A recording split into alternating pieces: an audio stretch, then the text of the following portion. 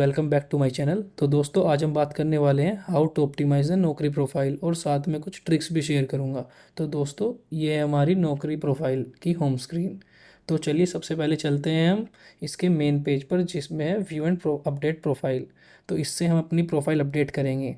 तो जैसे यहाँ पर हम आपको एक सिंबल दिख रहा है तो इस सिंबल पर हम क्लिक करेंगे। यहाँ पर हम अपना सिंपली एक नेम दे सकते हैं और इसमें अगर हम फ्रेशर है तो फ्रेशर पे क्लिक करेंगे, नहीं तो एक्सपीरियंस, और जितने मंथ्स का और ईयर का हमें एक्सपीरियंस है वो इधर मेंशन करेंगे। इधर हम अपनी करंट सैलरी जो भी है उसे मेंशन करेंगे, फिक्स्ड प्लस वेरिएबल, इधर वेरिएबल डाल देंगे। इसके बाद करंट लोकेशन क्या है और लोकेशन में नीचे हमारी इंडिया में क्या लोकेशन है। अगर हमारी करंट लोकेशन इंडिया है तो इधर मेनली जितने भी हमारे पास जॉब्स के लिए कॉल आती हैं वो ज़्यादातर करंट लोकेशन से ही आती हैं। जैसे सपोज़ मुंबई हमने डाला है तो मुंबई से ही ज़्यादा कॉल्स आएंगी। फिर उसके बाद हम अपना मोबाइल नंबर इधर डाल सकते हैं। उसके बाद ईमेल एड्रेस और notice period generally less than रखना 2 मंथ्स, 2 मंथ्स या 1 मंथ या 15 डेज और लेस, तभी ज़्यादा कॉल आएंगे। तो इसके बाद हम चलते हैं फिर रेज्यूमे सेक्शन पर। इसमें हम अपना रेज्यूमे एक प्रॉपर फॉर्मेट में रख सकते हैं और इसमें रेज्यूमे की में हमारा स्टार्ट में एक नेम होना चाहिए, फिर अंडरस्कोर हम किस पोजीशन के लिए अप्लाई कर रहे हैं फिर वो होना चाहिए। और इसको हमें डेली 2 बार अपडेट करना है, एक बार सुबह 9 से 10 के बीच में और एक बार आफ्टर लंच अराउंड 2 PM के आसपास। फिर इसके बाद आता है रेज्यूमे हेडलाइन। तो इसमें हम अपनी जनरली स्किल्स लिखते हैं और अपने बारे में लिखते हैं कि हम क्या करते हैं। मैंने यहाँ पर स्किल्स लिखे हुए हैं क्योंकि मेरे लिए बेटर वर्क किया और मुझे डेली अप्रोक्स 4 to 5 कॉल्स आने लगे थे इसे लिखने के बाद। इसके बाद है की स्किल्स में हम ये लिख सकते हैं कि हमने किस किस स्किल्स पे काम किया। जनरली रेज्यूमे हेडलाइन में और की स्किल्स में ज़्यादा फ़र्क नहीं है, लेकिन की स्किल्स में हम मैक्सिमम 15 स्किल्स डाल सकते हैं। तो बाकी जो बची स्किल्स हैं वो हम रेज्यूमे हेडलाइन में डाल सकते हैं ताकि जब कोई भी रिक्रूटर हमें सर्च करे तो रेज्यूमे हेडलाइन से हमारी स्किल फैच होके हमारी प्रोफाइल ऊपर शो हो। उसके बाद आता है एम्प्लॉयमेंट सेक्शन। अब इस एम्प्लॉयमेंट सेक्शन में हम अपना जितना भी हमने अभी तक का एक्सपीरियंस है हम वो लिख सकते हैं। जैसे कि मैंने 3 एक्सपीरियंस लिखे हुए हैं और करंटली मैंने स्विच किया है तो मैंने वो वाला ऊपर डाल रखा है।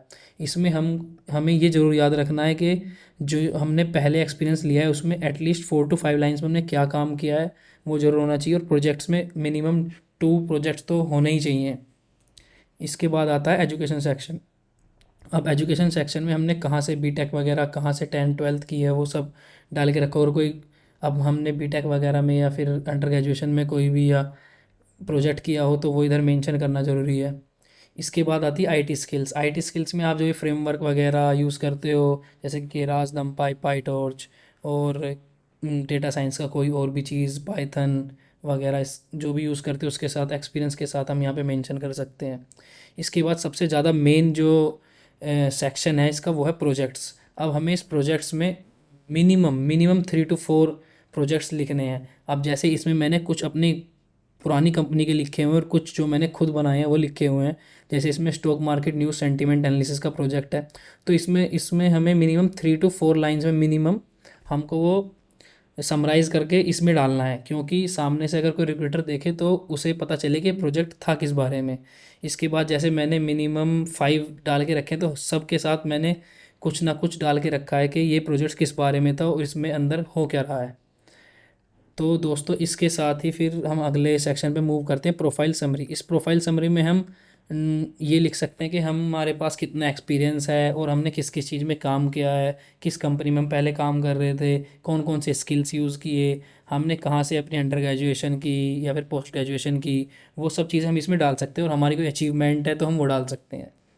इसके बाद अकम्पलिशमेंट में आ सकते हैं हमारी लिंक्डइन और पोर्टफोलियो। अगर हमारा ऑनलाइन कोई पोर्टफोलियो तो उसकी लिंक डाल सकते हैं, वो ज़्यादा इंपॉर्टेंट है क्योंकि आज के टाइम में पोर्टफोलियो होना बहुत ज़्यादा ज़रूरी है।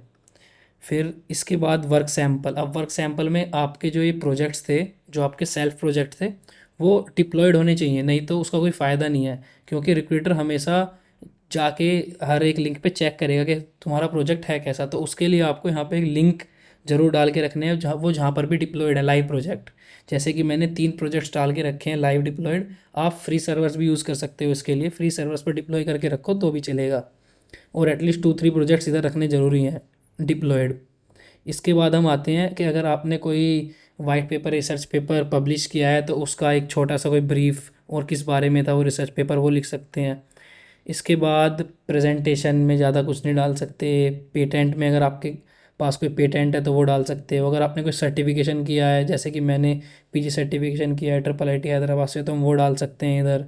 इसके बाद मेन है कैरियर प्रोफाइल। कैरियर प्रोफाइल में हम अपना करंट इंडस्ट्री, हम किस इंडस्ट्री में, बीएफएसआई, बैंकिंग या फिनटेक या फिर कुछ और डिपार्टमेंट हम किस में काम करते हैं, हम इधर वो मेंशन कर सकते हैं। इसके बाद रोल कैटेगरी में भी सेम ही चीज़ आ जाएगी। इधर job role as a data scientist, senior data scientist, associate data scientist हम क्या हैं। और हम डिज़ायर्ड जॉब टाइप, इस डिज़ायर्ड जॉब टाइप में आप सब लगा के रखो, क्योंकि फ़र्स्ट ऑफ ऑल आपको कॉल लेना है, आपको पहला ऑफ़र निकालना है। तो उसके लिए ज़रूरी नहीं है वो कॉन्ट्रेक्चुअल ही हो। आप पहले कॉन्ट्रेक्चुअल, परमानेंट और रिमोट, आप तीनों ऑप्शंस डाल के रखो इसमें। इसके बाद आता है desired employment type. Desired employment type में आप फुल टाइम डाल के रखो। प्रीफर्ड शिफ्ट जो भी आपकी डे या नाइट या बोथ, जिसमें आप कंफर्टेबल हो। इधर प्रीफर्ड होम वर्क लोकेशन में आप जितनी भी प्रीफर्ड लोकेशन आप रख सकते हो वो रखो। और सैलरी एक्सपेक्टेशन में कुछ नहीं डाल के रखना, ये बहुत इंपॉर्टेंट पॉइंट है। हमेशा सैलरी एक्सपेक्टेशन में आपको जीरो डाल के रखना है, क्योंकि सपोज़ आपका पैकेज है 8 लाख और आपका एक्सपेक्टेड सपोज़ 15 लाख है, लेकिन आप अगर वर्स्ट केस में 12 को भी अगर एक्सेप्ट कर सकते हो, तो आपने डाल के रखा है 15, तो 12 वाला आपको इनवाइट भेजेगा ही नहीं, ना वो आपके एक्सेप्ट करेगा जॉब की रिक्वेस्ट। फिर हम इसके बाद आते हैं पर्सनल डिटेल्स में। तो पर्सनल डिटेल्स में आप मेल, सिंगल, मैरिड जो भी हो वो डाल के रख सकते हैं। कैरियर ब्रेक अगर था तो क्या, कितने ईयर का था, date of birth, work permit, category, address, different label, ये सब चीज़ें डाल के रख सकते हैं। इसके बाद लैंग्वेजेस में इंग्लिश, हिंदी और या फिर फ्रेंच वगैरह जो भी आपको आती है वो डाल के रख सकते हैं। सो ये थी हमारी बेसिक प्रोफाइल। ये हमारी 100% कंप्लीट होनी चाहिए और एक डिसेंट सा फ़ोटो होना चाहिए। और ये हमेशा दिन में 2 बार अपडेट होनी चाहिए, जिसमें कि सुबह 10 बजे एक, और एक दोपहर को 2 बजे के आसपास अपडेट। सेम रेज्यूमे बार बार अपडेट करना है, दिन में 2 बार। तो उससे हमारी रैंकिंग प्रोफाइल की ऊपर हो जाएगी, जिससे कि कॉल्स ज़्यादा आएंगे।